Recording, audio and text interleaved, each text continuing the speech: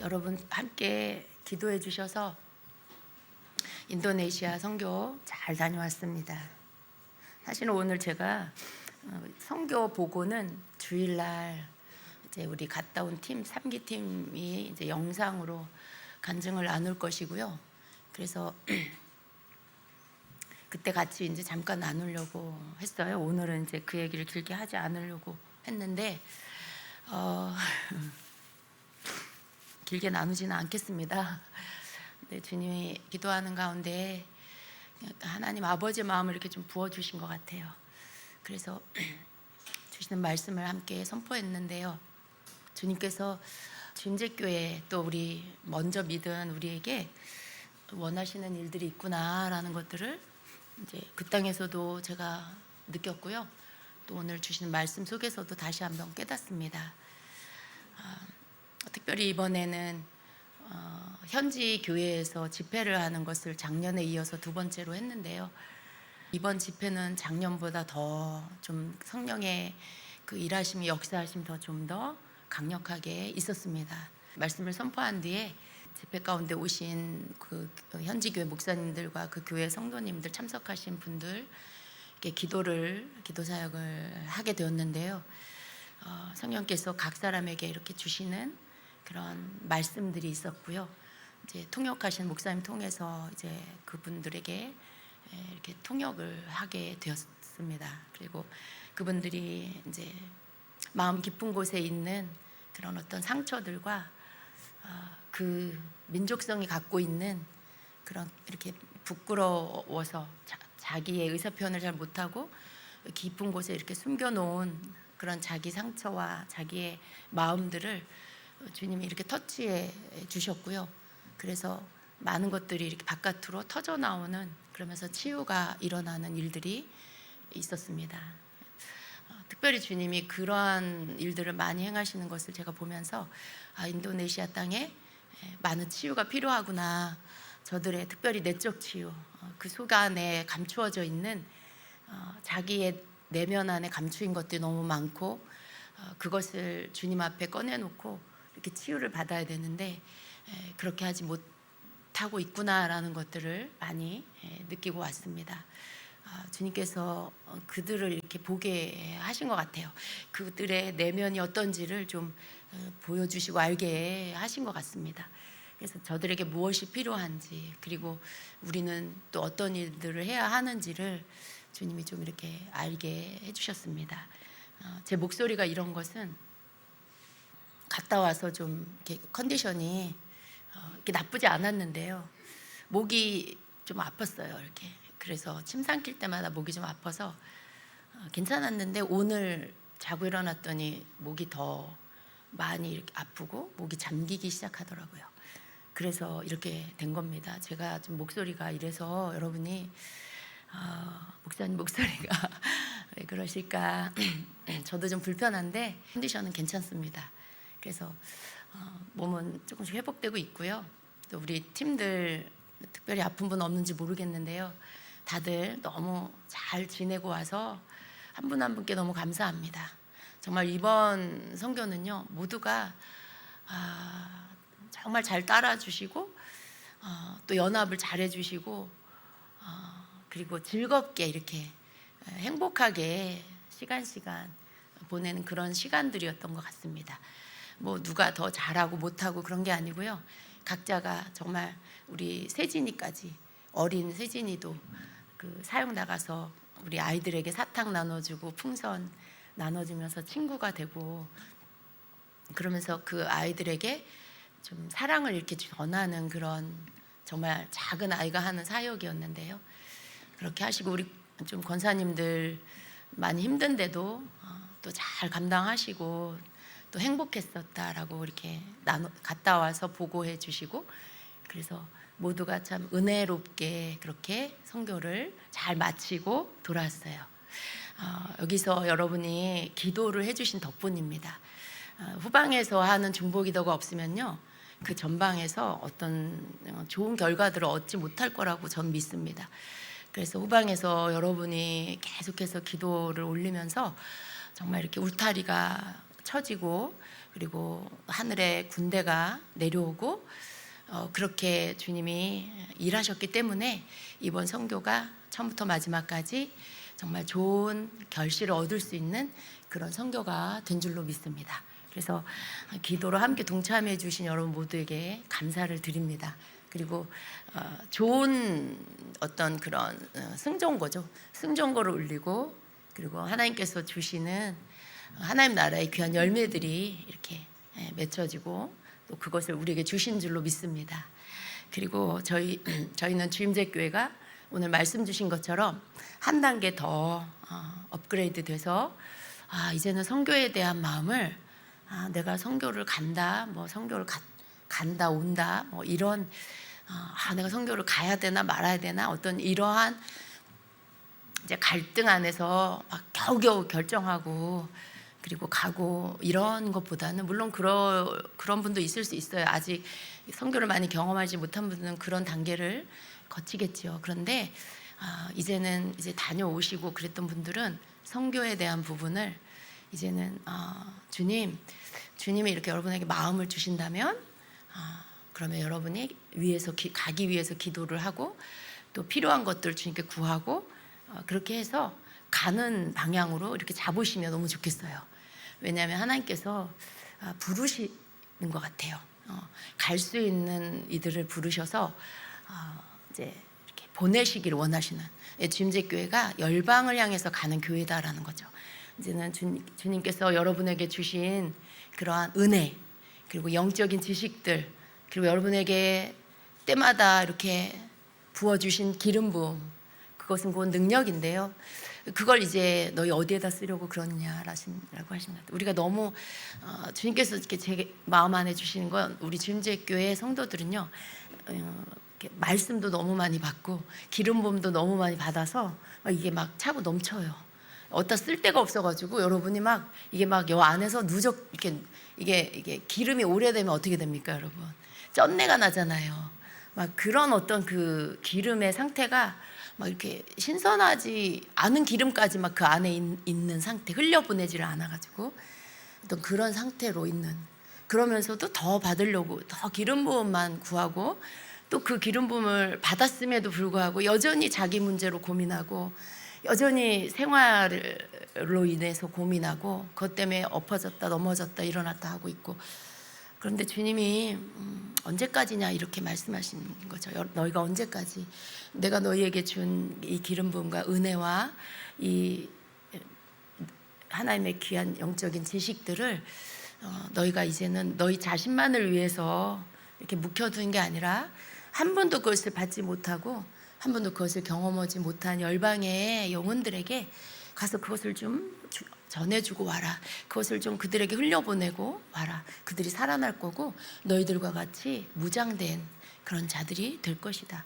첫째는 그들이 구원을 얻는 주의 백성이 되고 또 그 예수 안에 들어온 자들은 이제 다음 단계의 무장을 받는 그 기름 부음을 받는 그러한 축복이 그들에게 흘러갈 것이다라고 하십니다. 사실은 이제 여러분이 여기에 있으면 되게 약한 자 같고 내가 뭘 그렇게 주의 일을 할 수 있을까? 내가 무슨 선교 나가서 내가 뭐 그렇게 특별한 일을 할 수 있을까? 나 같은 자가 이런 생각을 하실 거예요. 근데 거기에 가면요, 여러분은 사역자가 됩니다. 현지 그 교회를 가면 여러분은 거기에 있는 영혼들에게 손을 얹어 기도를 하면 주님이 여러분에게 막 기름 부으셔서 막 예언을 부어주시고 막 환상을 열어주셔서 그들의 상태를 알게 하시고 그들에게 필요한 말씀을 주셔서 그들에게 주님의 그런 마음을 흘려보내고 치유를 할 수 있는 통로로 여러분을 쓰신다라는 거죠. 우리 학생 중에 간증을 하는데 그 현지교회에서 이제 사역을 하는데 어떤 자매에게 손을 얹었는데 기도를 이제 흩어져서 다 기도해줘라라고 해서 우리 간 팀이 그 교회에 오신 분들한테 기도를 해주는데 손을 얹었는데 갑자기 자기 감정이 아닌데 눈물이 팍 터졌다는 거예요. 그러면서 어떤 기도를 막 하게 됐는데 그게 알았대요. 자기 마음이 아니라 자기 기도가 아니라 그 기도 받는 그 자매의 마음이고 그 사람의 기도라는 것을 알 수 있었다고 해요. 그러면서 자기가 울고 그 자매도 울고 그러면서 뭔가 기도를 올리게 됐고 이제 이렇게 그 자매가 이렇게 좀 마음이 이렇게 회복되고 치유가 되는 것들을 느꼈다라고 하는데 여러분 그냥 이 교회 안에서는요 그냥 평범한 청소년이에요. 친구와 다투기도 하고 또 그 전날은 그 다음 날인가 또 이렇게 나눔을 하는데 제가 오늘 시험에 들었고 뭐 밤에도 시험에 들었고 그냥 그게 삶이죠. 조그만 일에 마음이 힘들어질 수도 있고 친구와 투닥투닥 싸울 수도 있고 그냥 그런 평범한 사람이죠. 그런데 그렇지만 주님이 열방에 나가서 다른 영혼을 이렇게 만지고 기도할 때 그때는 성령의 기름 부음 받은 사역자가 되게 하시고 그렇게 쓰신다라는 거죠. 그러니까 여러분이 이곳에서 나약한 나 자신이기 때문에 내가 열방에 나가서 뭘 할까라고 고민하고 주저하지만 사실은 열방에 나가면 여러분 강력한 하나님의 일꾼으로 주님의 일을 하고 한 영혼을 회복시킬 수 있는 통로가 된다라는 거죠. 그런 일을 하는 일꾼으로 통로로 주님이 쓰신다라는 거예요. 왜냐하면 여러분 안에 누적되어져 있는 많은 주님 부어주신 은혜가 있고 기름 부음이 있습니다. 그리고 여러분 머릿속에는요 영적인 지식들이 들어있어요. 어떻게 악한 원수마귀를 물리쳐야 하는지, 어떻게 선포를 해야 하는지, 그 사람을 어떻게 치유해야 하는지, 그런 어떤 그 영의 회복을 위한 그 사람을 한 영을 살리는 일에 필요한 여러 가지 영적 전쟁을 할 수 있는 그런 영적 지식이 여러분 안에 있어요. 여기에서는 그걸 여러분이 쓸 일이 그렇게 많지는 않지만요 현장에 나가면 그러한 것에 무방비 상태로 잘 싸울 줄도 모르는 연약한 영혼들이 너무 많다는 거죠. 근데 그들을 향해서 여러분이 배우고 여러분이 경험한 영적 지식들을 풀어놓기 시작하면 그리고 그것들을 가지고 이제 사역하기 시작하면 그들이 이제 살아나게 되는 역사들이 일어난다라는 것입니다. 주님께서 우리 모두가 그러한 일에 순종하고 헌신하길 원하시는구나 라는 것들을 이번 선교를 통해서 알 수 있었습니다. 누구 특별한 사람이 아니고요. 정말 주님을 사랑하는 자, 정말 주님의 일에 좀 내가 내 인생의 한 일부라도 좀 헌신해야 되겠다라고 하는 그런 마음을 가진 사람. 그때 정말 이렇게 여러분에게 여건이 주어지고 기회가 주어질 때 그렇게 해서 하나님 앞에 헌신하고 또 가고 또 그 다음번에 또 다른 사람들이 가고 이런 주님 앞에 헌신하는 시간이 여러분에게 있어야 한다라는 것입니다. 나는 바빠서 못 가요. 나는 일이 너무 많아서 못 가요. 나는 뭐 때문에 못 가요. 뭐 그런 말을 감히 주님 앞에서 이제는 우리가 하지 말아야 된다라는 마음이 들었어요. 왜냐하면 하나님의 명령이 저는 굉장히 엄중하다라는 느낌을 받았습니다. 하나님의 명령이 너 좀 이렇게 가줄래? 힘드니? 안 되겠어? 이런 게 아니고 이제는 무장하고 가라. 이제는 갈 때 됐어. 너 이제 가라. 이렇게 하시는 때가 됐다라는 거죠. 그래서 여러분 그렇게 마음을 나눕니다. 저는 제가 받은 마음을 여러분에게 나누고요. 여러분은 또 여러분이 받은 마음을 잘 이렇게 순종을 하시고 또 따르시고 강압이 아니에요, 여러분. 강제가 아니에요. 여러분이 결정하는 겁니다. 그래서 여러분 모두는 아니지만 여러분 가운데 이 말씀 앞에 헌신하고 순종해야 될 분들이 있는 줄로 믿습니다. 자, 오늘 말씀 같이 보도록 하겠습니다. 마태복음 1장 18절부터 25절의 말씀을 같이 보도록 합니다. 그래서 같이 읽도록 하겠습니다. 예수 그리스도의 나심은 이러하니라. 그의 어머니 마리아가 요셉과 약혼하고 동거하기 전에 성령으로 잉태된 것이 나타났더니 그의 남편 요셉은 의로운 사람이라. 그를 드러내지 아니하고 가만히 끊고자 하여 이 일을 생각할 때에 주의 사자가 현몽하여 이르되 다윗의 자손 요셉아 내 아내 마리아 데려오기를 무서워하지 말라. 그에게 잉태된 자는 성령으로 된 것이라. 아들을 낳으리니 이름을 예수라 하라. 이는 그가 자기 백성을 그들의 죄에서 구원할 자이심이라 하니라.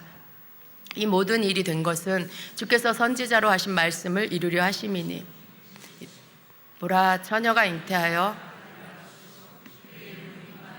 하리라 하셨으니 이를 번역한즉 하나님이 우리와 함께 계시다 함이라. 요셉이 잠에서 깨어 일어나 주의 사자의 분부대로 행하여 그의 아내를 데려왔으나 아들을 낳기까지 동침하지 아니하더니 나음의 이름을 예수라 하니라. 아멘. 예. 자, 여러분 2월달 큐티 말씀이 마태복음입니다. 그래서 마태복음을 통해서 주시는 말씀을 앞으로 좀 자주 나누게 될 것 같습니다. 오늘 말씀에 이렇게 보니까요, 여러분이 너무나 잘 알고 있는 그런 말씀인데요. 지금 한 사건이 일어났죠. 요셉과 마리아. 특별히 오늘 말씀은 이제 요셉의 입장에서 이제 이 말씀의 그러한 것들을 이렇게 나타내고 있는데요. 우리가 이 말씀을 좀 요셉의 입장에서 이 상황들을 좀 함께 보려고 합니다. 먼저 지금 이 상황 여러분 이제 요셉은 마리아와 결혼을 약속한 정혼 관계고요. 이미 이제 약혼을 했는데 마리아가 임신을 한 거죠. 마리아가 임신을 했어요. 근데 요셉은 마리아가 임신한 것을 알게 된 거예요. 그 이전에 어떤 것들을 알지 못하는 상태죠. 근데 여러분 이러한 상황에서 마리아의 약혼자 요셉의 마음이 어떠했을까 우리 한번 생각해 봐야 됩니다. 자신의 약혼자가 결혼을 하기 전에 임신을 한 거예요. 요셉은요 자신에게 일어나 이 일을 받아들이기까지 많은 심적 고민을 했을 것 같아요. 그죠? 아무것도 모르는데 자기와 정혼한 여자가 임신을 했어. 정말 이건 너무 충격적인 일인 것이죠. 요셉은 이 일에 대해서 많은 어떤 고민을 했을 거예요.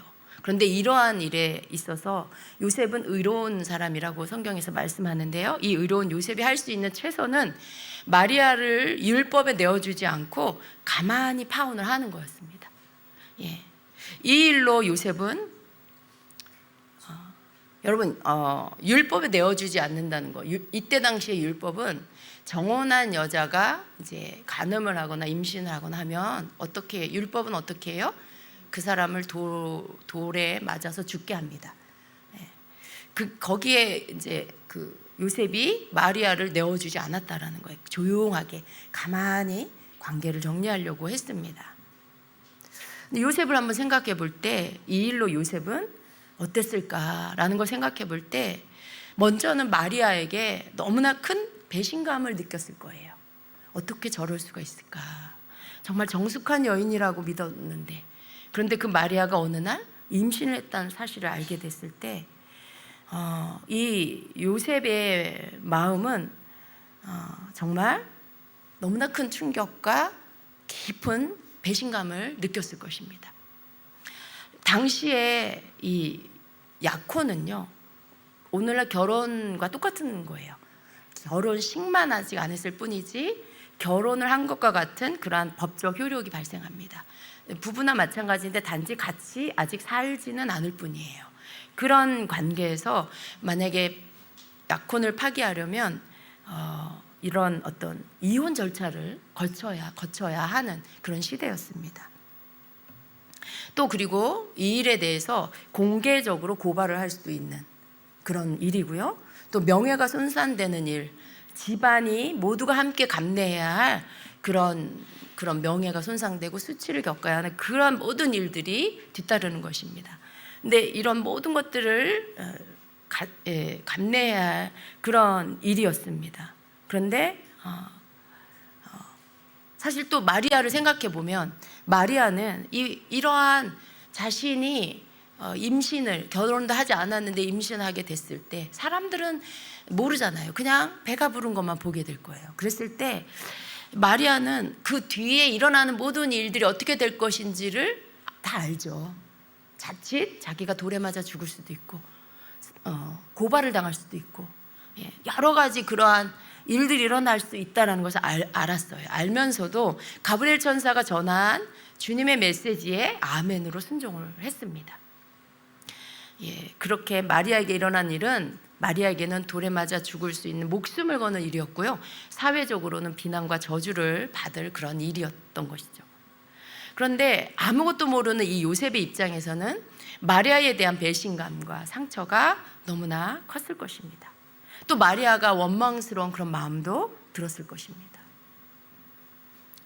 누구의 애인지도 모르고 마리아의 행실이 너무나 어처구니가 없고 기가 막혔을 거예요. 요셉은 마리아와의 관계를 조용히 처리하려고 했죠. 법정에서 이혼 절차나 공개 고발을 원하지 않았습니다. 요셉은 마리아를 위해서 선을 베풀고 그녀를 지키기 위해서 가만히 파혼을 하려고 했던 것이죠. 요셉의 입장에서 생각해 보면 자신을 배신한 이 마리아, 이 여인에 대해서 너무나 큰 상처를 받았을 것인데도 그는 자기가 느끼는 그러한 상처가 주는 감정으로 그걸 앞세워서 일을 처리하지 않았다라는 거예요. 여러분, 이 일을 여러분의 일이라고 한번 생각해 보세요. 혹은 이 일이 아니어도 이 정도의 충격을 주는 어떠한 일이 여러분에게 닥쳤다라고 생각했을 때 여러분이 이렇게 침착하게 여러분의 감정대로 행하지 않고 이렇게 침착하게 이렇게 일을 잘 처리할 수 있을까 한번 여러분 생각해 보시기 바랍니다. 요셉의 꿈에 천사가 나타났어요. 20절 이하에 보면 이 일을 생각할 때 이렇게 가만히 끊고 잘 때에 주의 천사가 현명하여 이르되 다윗의 자손 요셉아 내 아내 마리아 데려오기를 무서워하지 말라. 그에게 잉태된 자는 성령으로 된 것이라. 아들을 낳으리니 이름을 예수라 하라. 이는 그가 자기 백성을 그들의 죄에서 구원할 자이심이라 하니라 라고 전해줍니다. 천사의 첫마디에 요셉은 많이 놀랐을 것 같아요. 왜냐하면 지금 요셉은요 자기 속에 가장 깊이 고민하고 힘들어하고 있는 문제가 있었어요. 마리아와의 정혼에 대한 부분, 마리아에 대한 배신감, 그리고 그 뱃속에 있는 아이는 누구의 아이일까, 뭐 이런 문제들, 이런 것들로 인하여 고민하고 힘들어하고 있었을 거예요. 그런데 천사가 꿈에 나타나서 정확하게 그 요셉의 마음 가운데 있는 그 깊은 문제, 고민에 대해서 정확하게 답을 말해주고 있는 것입니다. 먼저 요셉은요, 천사가 자신을 향해서 다윗의 자손 요셉아라고 부르는 것에 대해서 가장 먼저 떠올린 게 있었을 거예요. 여러분, 유대 사회에서는 다윗의 자손이라고 하는 이 호칭은요, 예언적 선포가 포함되어 있는 것입니다. 유대인들에게 이 다윗의 자손이라는 말은요, 메시아가 오시는 길을 의미합니다. 메시아가 다윗의 자손으로부터 올 것이라는 그 예언적인 말씀이 그 안에 들어있는데요, 천사의 말은 요셉에게 요셉이 다윗의 자손이며 하나님께서 메시아를, 그리스도를 이 땅에 보내시는 일에 너도 사용될 것임을 암시하고 있는 그런 말이었다는 것이죠. 요셉이 다윗의 자손 요셉아라고 천사에게 그 호칭을 들었을 때 요셉 안에서는 이 예언의 말씀이 떠올랐을 것입니다. 그리고 천사는요, 곧바로 요셉의 가장 큰 마음의 고뇌인 마리아를 아내로 데려오는 것에 대한 문제를 언급을 합니다. 내 아내 마리아, 너의 아내라고 말하고 있죠. 너의 아내 마리아 데려오기를 무서워하지 마라. 그에게 잉태된 자는 성령으로 된 것이라고 말씀을 해요. 마리아가 임신한 것은 그녀가 부정해서가 아니라 성령으로 잉태된 것으로 마리아가 정결하다는 것을 천사가 분명하게 말해주는 것입니다. 주의 천사는요, 이렇게 요셉의 마음 안에 있는 커다란 고민에 대해서 답을 주었고, 또 이 일은 선지자 예언이 성취된 것으로 하나님께서 하시는 일이라는 것을 또 알려줬습니다. 이 모든 일이 된 것은 주께서 선지자로 하신 말씀을 이루려 하심이니 이르시되 보라 처녀가 잉태하여 아들을 낳을 것이요 그의 이름은 임마누엘이라 하리라 하셨으니 이를 번역한즉 하나님이 우리와 함께 계시다 함이라 라고 천사가 말해줍니다. 이 말씀은 이사야 7장 14절에 있는 예언의 말씀이에요. 요셉은 이 말씀을 알고 있었을 것입니다. 근데 그 예언이 성취되는 그 시간에, 그 구약의 오래전에 이 선지자를 통해서 선포되어졌던 이 예언의 말씀이 성취되는 그 시간에 요셉이 있음을 알려주신 거예요. 바로 그 예언의 말씀이 지금 이루어지는 그 자리에 너도 있는 것이다. 그러면서 천사는 아기 예수님의 이름과 함께 그 예수님의 사명도 알려주었습니다. 아들을 낳으리니 이름을 예수라 하라. 이는 그가 자기 백성을 그들의 죄에서 구원할 자이심이라 하니라. 이렇게 말해줍니다. 여러분, 천사가 전해준 이 내용은요, 정확하게 요셉 안에 있는 큰 바위덩어리 같은 짐을 딱 가져가는, 그 고민과 깊은 갈등과 그 배신감과 두려움과 여러 가지 의심, 이런 모든 것들을 한꺼번에 다 제거해버리는 그러한 메시지였습니다. 요셉은요, 자신이 직면한 커다란 문제 앞에서 침착했고, 또 자신만 생각하는 것이 아니라 마리아를 생각하면서 일처리를 조용히 하려고 했습니다. 보통은 이런 일에 이렇게 행동하기가 쉽지가 않아요. 그죠, 여러분? 특히 여러분 어떠세요? 여러분 각자 자기 자신을 좀 알죠? 나는 좀 감정적인 사람이야 라고 하시는 분들, 만약에 여러분에게 이 정도의 강도의 이러한 강도의 일을 여러분이 만났다 그랬을 때 나는 좀 감정적이야 하는 사람들은 어떨까요? 지금 이 말씀을 들으면서도 속에서 뭐가 막 올라오지 않습니까? 나 같으면 가만히 안 있었을 거야. 나 같으면 다 난리를 치고 모든 걸 뒤집어 엎었을 거야. 마리아를 찾아가서 누구의 애냐라고 막 따져 물었을 거고, 이 일을 막 터뜨려서 사람들이 다 알게 돼버렸을 거야. 뭐 이런 사람도 있을 거예요. 근데 여러분, 사실은 이 일은 굉장히 요셉의 인생 가운데 중요한 일이고요, 정말 너무나 크게 충격받을 트라우마가 될 만한 그런 일인 것이죠. 그런데 이 일 앞에 요셉의 태도는요, 너무 침착해요. 이 일 앞에 요셉은 너무나 이성적이에요. 그렇다고 해서 이성적으로 이렇게 하나님과 상관없이 일을 처리하는 게 아니라 그는 의로운 사람이라고 했어요. 경건한 사람이었던 거죠. 그래서 최대한 이 일이 하나님 영광 가려지지 않게, 또 마리아에게 해가 되지 않게 하려고 애를 썼습니다. 근데 그런 요셉의 태도와 모습이 참 너무나 대단하다라는 마음이 들어요. 어떻게 이렇게 할 수 있을까라는 생각이 듭니다. 자신의 감정대로 행동하지 않는 요셉. 요셉이 자신의 감정대로 행동하지 않을 때 하나님이 보내신 천사로부터 그 문제에 대한 해답과 행할 바를 인도함 받게 된 거예요. 만약에 요셉이 이렇게 침착하게 하지 않고 자기 감정대로 했으면 어떻게 됐을까요? 여러분, 그래도 천사가 와서 이렇게 주는 계시들을 받을 수 있었을까요? 저는 없었을 거라고 봅니다. 물론 하나님은 그럴 만한 일꾼을 택하셨겠지만요, 이 일은 우리에게 알려주시는 메시지가 있습니다. 요셉이요,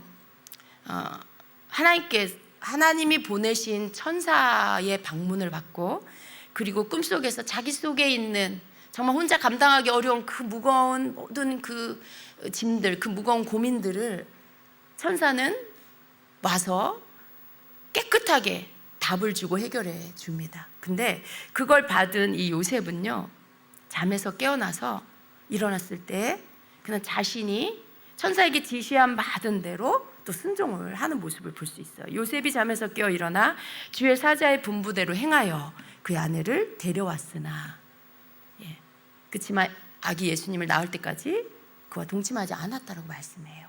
정말 요셉은 참 정말 괜찮은 사람이죠.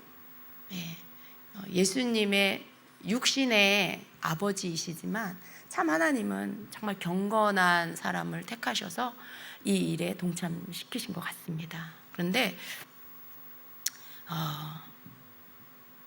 이러한 우리가 요셉을 보면서 여기에서 우리가 무엇을 발견할 수 있을까라는 것을 볼 때 이 본문에서 요셉을 주시해 봤을 때 여러분 이렇게 심각하고 큰일을 만났을 때 그가 감정에 치우치지 않는 모습 이것을 보게 됩니다. 일반적으로 이런 사건 앞에 감정을 드러내지 않는 사람은 별로 없을 거라는 거죠. 아, 이런 일에 나는 침착할 수 있습니다 라고 하시는 분 계세요? 여러분 한번 손 들어보세요. 난 그럴 수 있을 것 같아요. 난 조용히 침착하게 밖으로 티내지 않고 이런 일 해결할 수 있어요. 그럴 수 있습니까? 별로 없어요. 그죠? 솔직하게 여러분 그죠? 근데 이런 일을 그렇게 할 수 있는 사람은 많지 않다라는 것입니다. 믿었던 사람에게 배신을 당했다고 생각될 때 내가 정말 믿었던 사람한테 배신을 당했어. 그것도 내가 결혼할 사람한테 배신을 당했어. 그 트라우마는 굉장히 크겠죠. 대부분의 사람들은요 이러한 큰 배신감에 휩싸여서 그날 이후로 웃음을 잃어버릴 거예요. 그리고는 마음의 안정을 찾을 수가 없게 될 것입니다. 이런 일을 경험하게 되면 오랜 시간 사람에 대한 믿음을 갖는 것이 어려워집니다. 좋은 마음으로 사람을 믿는 일에 쉽게 마음을 내어주지 못하게 되는 이 부작용이 남게 됩니다. 한마디로 마음에 이 사람을 믿어도 될까 하는 이 조심성이 지나치게 생겨버려서 사람에 대한 관계를 잘 맺지 못하는, 사람을 이렇게 기피하게 되는, 사람을 잘 믿지 못하게 되는 이런 부작용이 생기게 된다는 거예요. 누군가에게 배신을 당하면요 이런 일이 생깁니다. 사람에게 배신을 당하면요 사람 잘 못 믿게 돼요. 이 사람 믿어도 될까? 자꾸 의심이 들고요. 좋은 모습을 보여도 이게 이 사람 진짜 모습일까? 이런 의심이 들죠. 그렇게 되는 거죠. 천사가 여러 가지 이런 모든 일에 대해서 알려주기 전까지 요셉이 느낀 이 두려움과 배신감과 의심의 이 감정적 상처는 깊은 우울증과 트라우마에 지배당하게 될 수도 있는 그런 사건이었다는 거예요. 많은 사람들이 이런 일을 당하면요 이러한 트라우마 속에 그 감정의 지배를 받게 됩니다. 자기가 자유롭고 싶어도 자유로워지지 않아요. 계속 이 감정의 억압 안에, 이 감정의 지배 아래서 계속 휘둘리게 된다는 것입니다. 근데 만일 요셉이요 그러한 감정적 트라우마에 덮어버렸다면 어떻게 되었을까를 생각해 봤습니다. 아마도 요셉은요 천사를 통해서 주신 하나님의 계시를 받지 못했을 것입니다.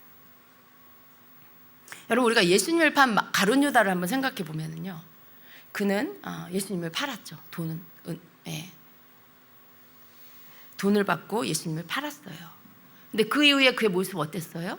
깊은 죄책감과 정죄감이 그 정죄감이 사로잡혔죠.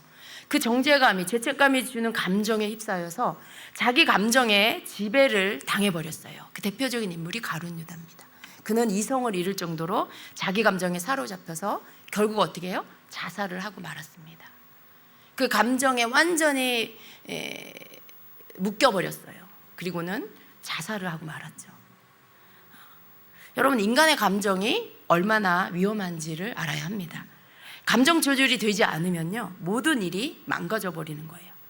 감정으로 느끼고 감정으로 바라보고 감정으로 결정하는 모든 일들은요 대부분 왜곡이 됩니다. 그리고 오해를 불러일으킵니다.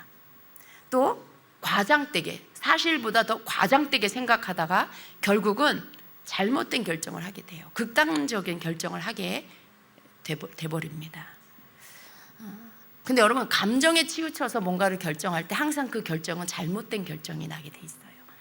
그래서 여러분 너무 감정에 치우쳐 있을 때는 중요한 결정을 하는 게 아니에요. 너무 감정에 치우쳐서 여러분이 막 상처가 있고 그 감정으로 인해 막 서운한 마음이 들고 뭔가 막 오해되는 그런 일들이 여러분에게 있을 때 그러한 감정 안에서 뭔가를 결정할 때 여러분의 감정은 100%, 200%, 1000% 잘못된 결정을 하게 됩니다. 결코 그건 하나님이 주시는 결정이 아니에요. 자기 감정에 자기중심적인 결정을 하게 되는 거예요.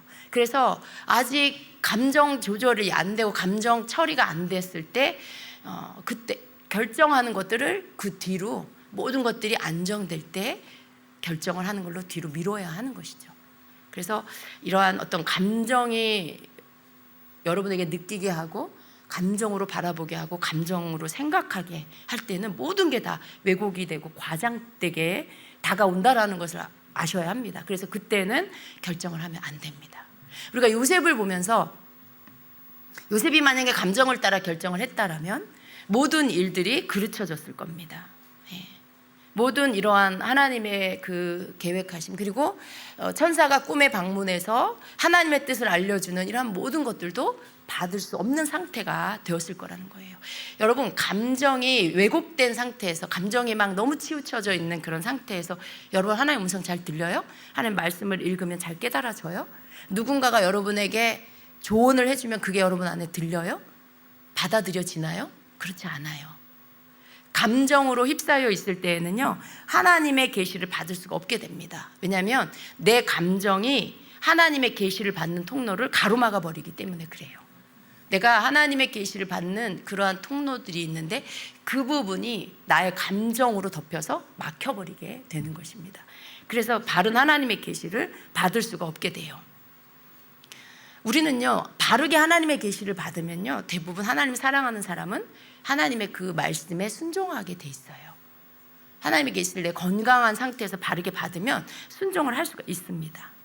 꿈으로든지 말씀으로든지 음성으로든지 하나님은요, 우리가 고민하며 하나님의 인도함을 구할 때 어떤 방법으로든지 답을 주십니다. 그리고 길을 인도해 주세요. 요셉이 꿈을 통해서 하나님이 보내신 천사를 통해서 마음의 고민을 해결받을 수 있었던 것은 그가 감정에 자기 자신을 내어주지 않았기 때문에 그런 거예요. 감정대로 행동하지 않았어요. 이렇게 절제했고, 그리고 고민하고 있을 때 꿈을 꿨고요, 천사가 와서 자기 마음 안에 있는 이 절제하고 있는 이 감정 안에 이 고민에 대하여 답을 주었고요, 그 모든 것들을 풀어주었어요.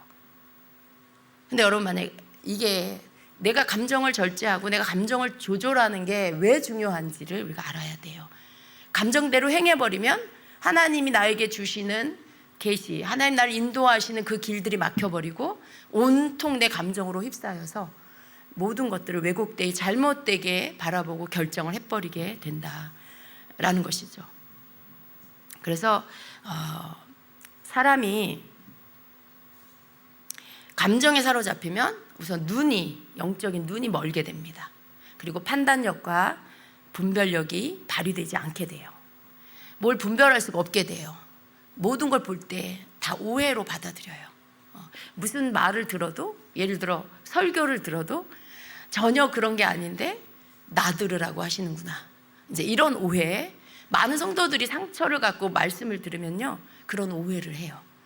그런 오해 때문에 말씀을 통해서 주시는 하나님의 은혜를 받지 못하게 되고, 그리고 하나님이 주시는 뜻을, 길을, 인도함을 못 받게 된다는 거예요. 판단력과 분별력이 발휘되지가 않고요, 또 다른 것은 보이지가 않게 됩니다. 자기 자신이 받은 상처에만 집중하게 돼요. 계속 그걸 곱씹고 그걸 주야로 묵상하고 계속 그러고 있게 된다는 것입니다. 아무것도 들리지 않고 아무것도 듣고 싶지 않게 되는 거예요. 그래서 감정은요, 감정에 치우치면 우리로 눈멀게 하고 기멀게 한다는 것을 우리가 기억을 해야 합니다. 요셉이 이 배신감과 두려움 그리고 의심이라는 감정에 휩싸였다면 정말 하나님의 그 약속의 하나님의 오랜 선지자를 통해 주신 예언에 대한 이 성취의 시간을 맞이하지 못했을 거라는 거예요. 모든 게 다 엎으러졌겠죠. 다 그르쳐졌겠죠. 대부분의 사람들이 하나님의 일을 망치는 경우들이 있는데요, 그때 그렇게 되어지는 이유는 하나님의 뜻을 찾기보다는 내 감정을 따르다가, 내 감정을 앞세워 그것을 따르다가 내 감정이 시키는 대로 하다가 일을 그르칠 때가 많다라는 거예요.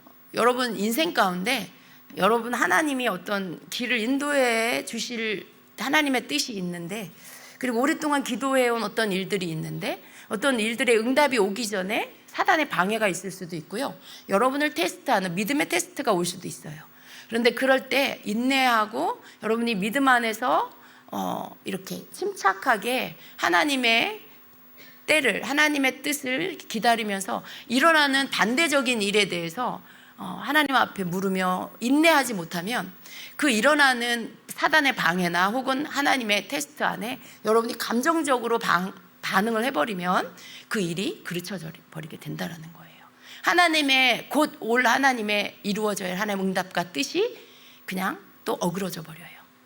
그리고는 그 하나님의 때가 다시 저 뒤로 미루어지게 됩니다. 하나님이 이루시고자 하는 응답의 때가 저 뒤로 미루어지게 돼요. 왜 그래요? 여러분이 감정을 앞세웠기 때문에, 여러분이 감정이 시키는 대로 뭔가 해버렸기 때문에 하나님의 계시나 하나님의 응답이 오는 길을 막았기 때문에. 그래서 여러분 마음 가운데 고민이 일어날 수 있고 시험이 드는 어떤 일들이 있을 수 있지만 그걸 하나님 앞에서 하나님의 뜻대로 하고자, 이유를 알 수 없지만 내가 기도한 것, 내가 기다리는 것과 반대되는 것과 같은 그러한 모습으로 내 앞에 올 수 있지만, 그때 이게 뭐야? 어떻게 이럴 수가 있어? 하고는 다 뒤집어 엎어버리면 그냥 하나님의 응답은 거기서 하나님의 일은 그르쳐져 버리는 거예요. 응답이 문 앞에 와 있는데 이것만 인내하고 하나님의 뜻 앞에 잠잠히 하나님의 뜻을 묻고, 여기에서도 내가 이유를 알 수 없어도 하나님의 뜻대로 내가 뭔가 절제하고 인내하면서 기다리면 이 시험에 통과되고 이 시험에 합격되어져서 하나님의 응답이 곧 올 건데, 그걸 못 참고 감정으로 반응해 버렸을 때 이 일은 그르쳐져 버리게 된다는 것입니다. 여러분 인생이 그런 때가 많이 있었을 겁니다. 어떤 사람은요, 물질을 이렇게 구했어요. 하나님이 신학교를 가라 그랬어요. 하나님이 등록금을 다 주신다라고 약속했어요. 등록금 마감일이 한 5일 정도 남았어요. 하나님 등록금을 주세요 라고 기도하고 있었어요. 그런데 하나님은 꼭 끝에 가서 응답을 하신 경우가 많잖아요. 마지막 날 끝 시간에. 근데 그때를 못 기다려요. 그리고는 기다리다가 해결이 안 되니까 어떻게 해요? 자기 방법으로 돈을 빌려서 등록금을 내버려요. 되게 어리석은 일입니다. 여러분 그건 믿음이 아니에요. 그건 기다림도 아니에요. 내가 기도했고 하나님이 학교를 가라 하셨고 그랬을 때 끝까지 믿음으로 하나님이 일하실 수 있도록 나는 믿음으로 기다릴 줄 알아야 되는 거죠.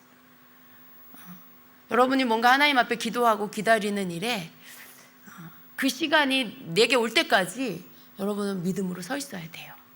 이해할 수 없는 일이 일어나도, 내가 기다리는 일과 반대되는 일이 일어나도 여러분 끝까지 믿음으로 하나님이 원하시는 그 모습으로 여러분 거기에 서 있어야 하나님의 응답을 받을 수 있는 것입니다. 응답이 오기 전에는 항상 테스트가 있는 걸 아셔야 돼요. 하나님이 응답하시기 전에 항상 믿음의 테스트가 있습니다. 믿음의 테스트. 너 이래도 믿을 거니? 너 이런 일 앞에서도 나를 믿니? 하는 이런 테스트가 있다라는 거예요. 근데 요셉은요, 경건한 사람이고 의로운 사람이었죠. 하나님이 자신의 결혼을 반드시 축복하실 거라는 걸 믿었겠죠.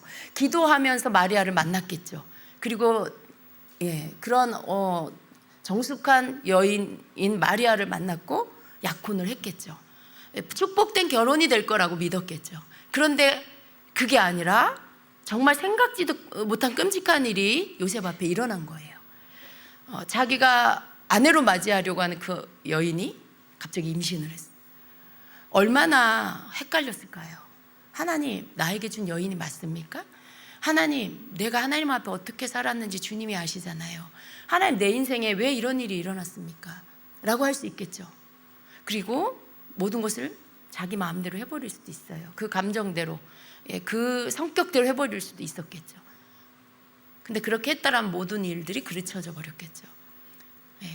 그런데 요셉이 그렇게 하지 않은 거죠. 이해할 수 없었고, 그때까지는 그러한 일이 왜 일어났는지, 하나님이 왜 이런 일이 내 인생 가운데 일어났는지 도저히 이해할 수 없는 그 상황에서도 요셉은 끝까지 하나님의 성품을 가지고 최대한으로 이 일이 커지지 않도록 그렇게 마리아를 또 생각하면서 일처리를 하려고 했던 것입니다. 그랬을 때 하나님의 응답이 왔고요. 하나님의 계시가 천사를 통해 임했고요. 그리고 하나님의 뜻이 나타났고 하나님의 인도하시는 길들이 열리기 시작한 거예요. 우리에게도 동일하게 이러한 일들이 인생 가운데 있다는 걸 아셔야 합니다. 하나님께서 여러분의 삶을 인도해 가실 때, 우리의 삶을 인도해 가실 때 이런 일들이 우리 인생 가운데 일어납니다. 이해할 수 없는 일이 일어났을 때 나는 어떻게 반응할 건가? 내가 감당할 수 없는 정말 끔찍한 일이 일어났을 때 나는 어떻게 반응할 건가? 여러분, 그런 부분에 있어서 우리는 요셉을 통해서 배워야 해요. 이렇게 반응해야 되는구나. 끝까지 마음을 흐트리지 말고, 감정에 휘말리지 말고, 내가 하나님이 원하시는 게 뭘까를 생각하며 내가 그렇게 행동하려고 내 마음을 쏟아야 되는구나 라는 것들, 끝까지, 혹은 내가 하나님을 믿는 믿음 안에 서 있어야 되는구나, 이런 것들을 우리가 배워야 하는 것입니다. 그래서 여러분, 감정이 앞서면 하나님의 뜻을 찾기보다 자기 감정을 따르다가 일을 그르치게 된다는 걸 기억하셔야 됩니다. 감정이 앞서면 하나님의 일하심보다 자신이 앞서 행하게 된다는 거예요. 감정이 앞서면 기다리지 못하게 만듭니다. 감정은요, 조절되지 않으면 언제나 일을 그르치게 만듭니다. 감정이 앞서면 관계도 다 깨지잖아요. 감정으로 하지 않으면 관계를 잘 유지할 수가 있을 때가 굉장히 많습니다.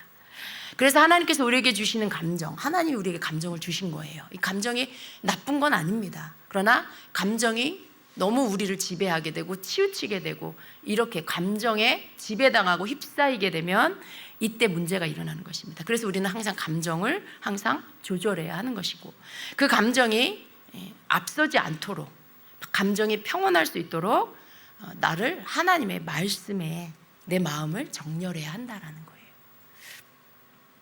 여러분, 우리가 매일매일 그날을 인도하는 하나님의 말씀이 우리 안에 있어야 합니다. 매일매일 나를 인도하는 하나님의 말씀이 내 마음 안에 있으면은요, 감정이 요동이 되는 그런 일이 올 때 그 이 사건을 하나님의 말씀 앞에 가져와서 그 말씀으로 이 감정을 다스리게 됩니다. 하나님의 말씀에 비추어서 이 말씀을 가지고 이 감정을 조절하게 돼요. 이 감정을 다스리게 돼요. 그래서 감정이 시키는 대로 하지 않고 말씀이 시키는 대로 할 수 있게 되는 것입니다.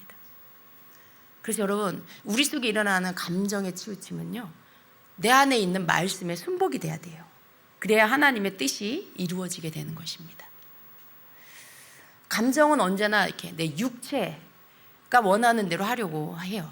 내 육체는 내 감정이 또 시키는 대로 하려고 해요.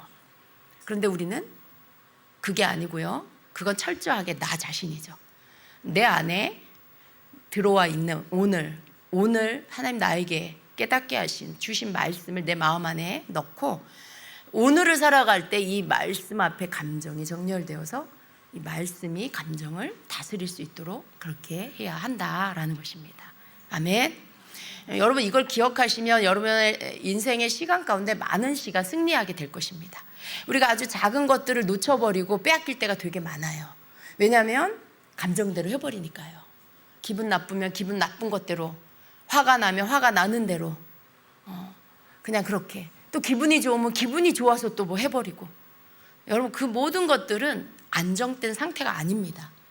근데 우리가 감정이 아니라 내 속에 있는 하나님의 말씀, 그래서 매일 여러분이 말씀을 묵상해야 합니다. 매일 말씀을 깨닫고 그 안에 여러분에게 감동된 말씀을 마음 안에 넣고 하루 종일 살아야 됩니다.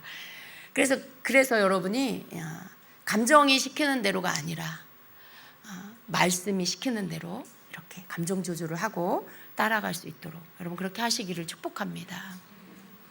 그것은 정말 너무 신나는 일이거든요. 그것은 너무나 여러분에게 막 생기를 주고요, 힘을 주고요, 여러분이 이렇게 업다운 되는 게 아니고 안정된 심령으로 걸어갈 수 있게 해주는 놀라운 능력이 됩니다. 그래서 여러분 꼭 이것을 놓치지 말고 여러분 그렇게 하시기를 축복합니다.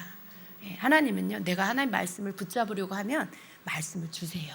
매일매일 묵상한 여러분 말씀 속에서 여러분에게 꼭 필요한 말씀으로 만나주셔서 그 말씀으로 하루를 살아가도록, 그 말씀이 꼭 여러분 그 하루의 삶 가운데 여러분 삶을 직면하게 하는 시간이 와요. 그때 여러분이 그 말씀으로 분별하게 하시고 그 말씀에 순종할 수 있는 은혜를 부어주십니다. 이게 말씀의 능력이에요. 여러분 이 말씀의 능력을 꼭 매일매일 취하시기를 축복합니다. 그래서 여러분 삶에 요셉과 같은 승리의 삶이 있기를 예수님의 이름으로 축원합니다. 아멘. 같이 기도하겠습니다.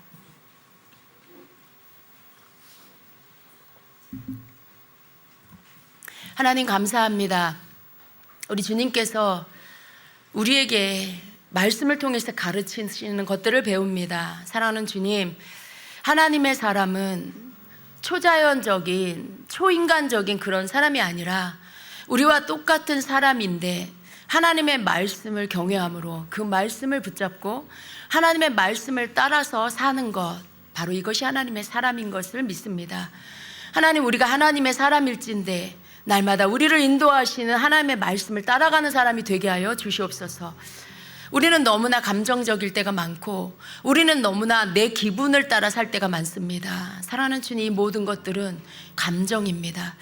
감정은 때로 우리의 인생을 너무나 망쳐버리고 관계를 망가뜨려버리고 하나님의 뜻이 이루어지는 것들을 뒤로 미뤄지게 만들어버리고 모든 것들을 어긋나게 할 때가 너무나 많습니다. 오랫동안 하나님 앞에서 쌓아놓았던 그러한 하나님 결실들이 하루아침에 무너져 엎어져 버리게 하는 그러한 일들이 바로 감정에 치우침이 하는 일입니다. 주님, 이제는 우리가 감정에 치우치는 자가 아니라 하나님의 말씀으로 내 감정을 다스림받는 그런 자들이 되게 하여 주시옵소서. 날마다 하나님 말씀을 읽고 묵상함으로 인해 하나님의 말씀으로 우리가 다스림을 받는 그런 삶이 되게 도와주시옵소서. 그래서 그 말씀을 기억함으로 하나님, 내 감정이 일어나고 요동치려고 할 때 주의 말씀을 기억하며 그 감정을 주님의 말씀 앞에 굴복시키는 그러한 경건한 사람들이 되게 하여 주옵소서. 요셉이 의로웠던 것처럼 하나님, 우리가 주 앞에 의롭기를 원합니다. 요셉이 자기의 감정을 다스림으로 인해 하나님의 계시를 받았던 것처럼 하나님, 우리가 하나님의 말씀의 다스림을 받음으로 인해 우리의 감정을 조정함으로 인해 하나님이 우리에게 주시는 그 계시를 받는 통로가 막히지 않기를 원합니다.